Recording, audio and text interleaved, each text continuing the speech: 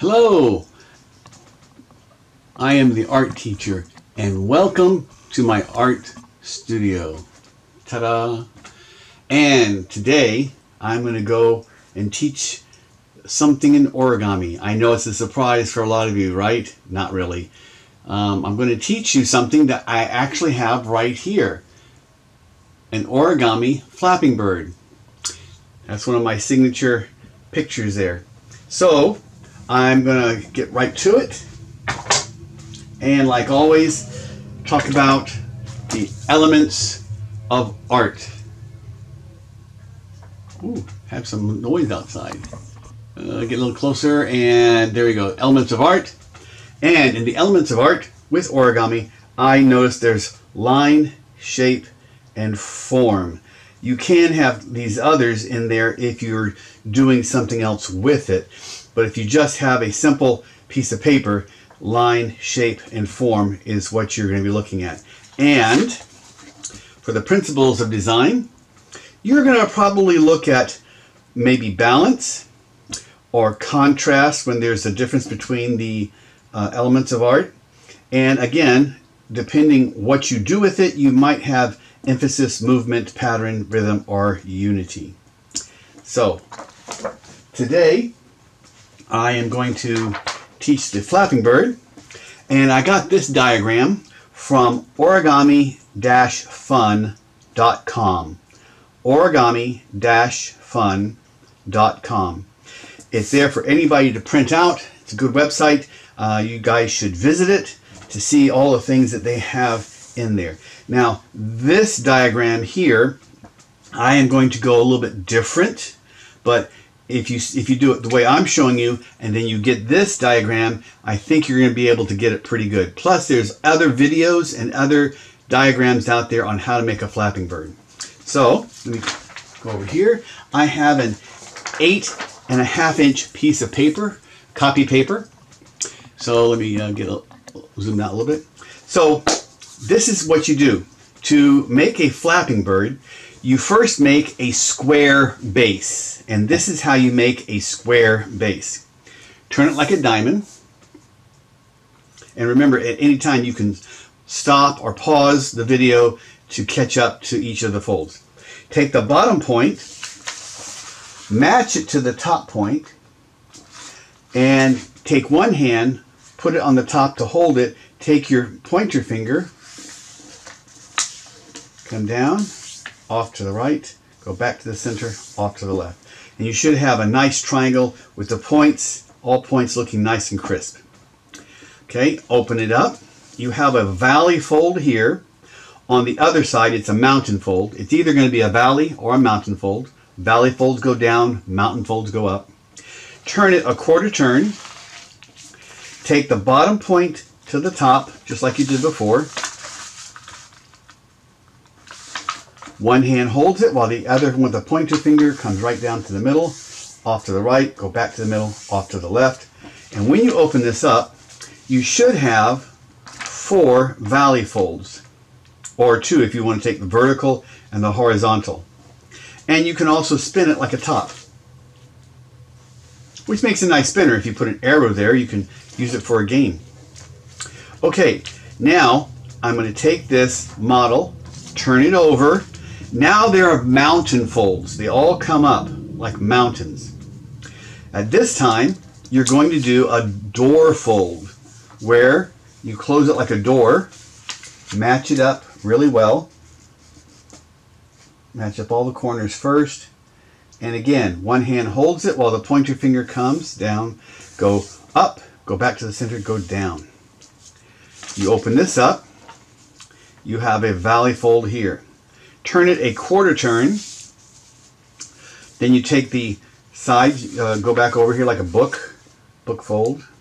Oh, I said door fold too before, didn't I? It's like a door fold or a book fold. Either way, it looks the same thing, whether like you're opening a door or opening a book. Now you should have something that looks like this. Valley, mountain, valley, mountain, valley, mountain, valley, mountain. If you don't have that, you need to stop this video, go back to the beginning, and watch again and see where you messed up. So now, watch this. This is the cool part. If I take it like a diamond, I'm holding this part here, and I take this point, the left and the right point, and put them together, and then bring them down, and then I can take this and just, it's called a squash. I squash it down.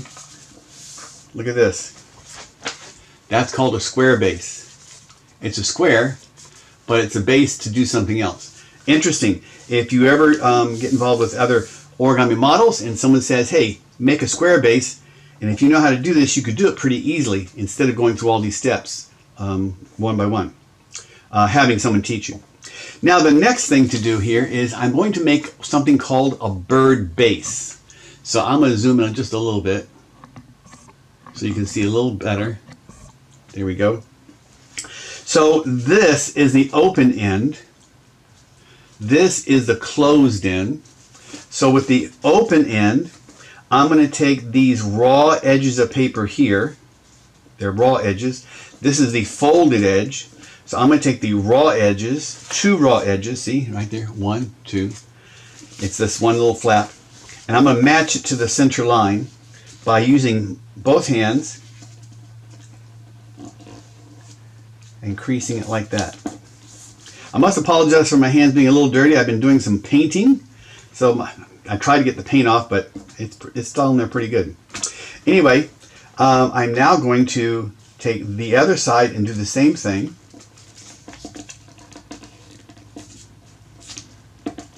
Just like that. It looks like something you may have done before, like a kite base, but only on this side. Now let me turn it over and do this side. The same thing. Just like that. And on this side. I have a fly buzzing around me. I don't know how it got in here, but it did. And hopefully it won't bother me too much. So now I have something that looks like the kite base, except the kite base is on both sides, see? And it's divided. Now I'm going to take this triangle here and fold it backwards, creasing it, open it up, fold it forwards. Notice that these points are pretty crisp.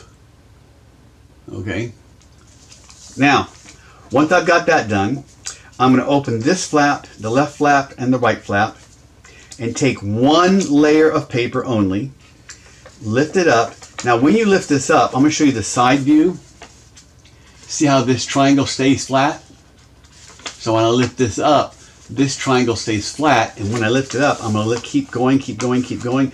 And when I do this, it's going to fold in on itself, and I'm going to use these lines, these folded lines, as a guide. And very carefully, goes all the way up. Now look at this. See how it crinkles there? Well, that means you have to take more control of the paper. I put my thumb in here and help shape it. It's okay to shape it. There. That's called a petal fold. Now, we've gone through a lot of different things. A square base, kite base, we did some valley folds. Now we're lifting this up. This is called a petal fold. These are important terms, so if you remember them and you're making something else, someone who's either doing a video or on a diagram will say, make a petal fold, or make, these other things. So they're important to know. I'm turning this over. I am now going to make a petal fold here. Open this up.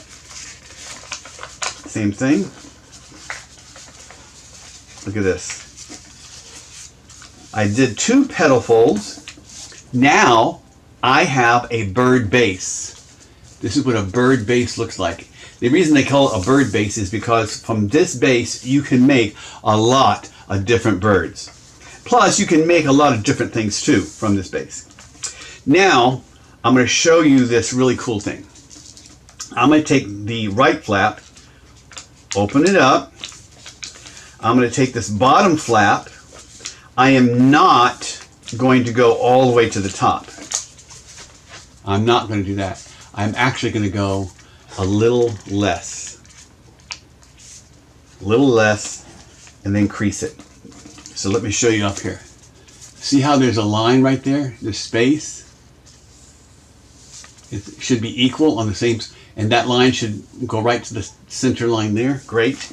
I close this, and you can see how there's a little line right there. Okay, I'm going to open the other side and do the same exact thing, and I want it to be the same exact size. I'm using this guide down here as the bottom as a guide. I close this, so it looks like that there should be a little split right there, and that's very important. Now, holding it like this, I'm going to go back to what we did before, just like that. I'm going to take this point and fold it down a little bit, just a little bit, just like that. See? Just a little bit. Now I'm going to close this. Now here's some magic here, paper magic. I'm going to reach inside and pull this big piece out. See? This big piece. I'm going to pull it out until, look here, it's matching.